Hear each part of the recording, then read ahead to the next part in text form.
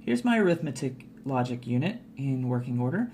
In the future, I will add a flags register and some logic to add a jump carry command and a jump zero command, but for now, all it does is add and subtract.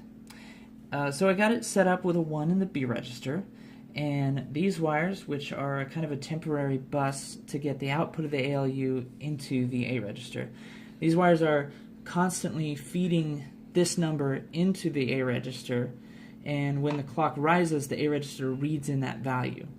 Then, since the A and B registers are always connected, their outputs are always connected to the ALU, it's always adding them together. So you get this constant loop where on each clock cycle, the ALU is adding the 1 in the B register with whatever's in the A register and feeding that back into the A register so that A counts by 1. And if I invert the signal, then it subtracts. It's not really subtracting though. These chips can only add. What it's really doing is it's adding the negative of what's in the B register. And it's pretty clever. Let me explain this. In 2's complement binary, if you want to negate something, you invert all the bits and add 1. Now, these two chips here are NOR gates. And if you NOR a signal with a 0, you get the original signal. If you NOR a signal with a 1, you get the inverse of that signal.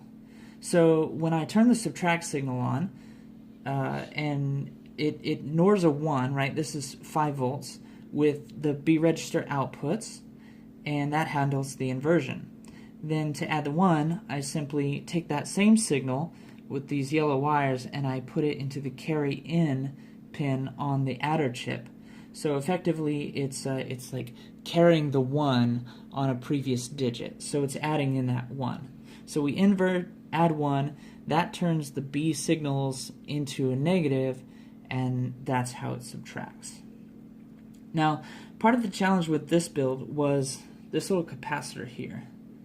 And I have a theory as to why it was acting up. What it's supposed to do is it's supposed to even out the power draw. I had it up here in the power rails on the clock register, or the clock module, and whenever the clock timers activate, it's supposed to reduce the pull so that it doesn't go up over 5 volts. And I'm supposed to have 1 on each power rail, but I only had 1 in the whole build. And so I think what was happening was it was evening out the power up here, but then it wasn't evening up the power here. And so it was messing some things up. So I need to get a whole lot more of these and put 1 in each rail.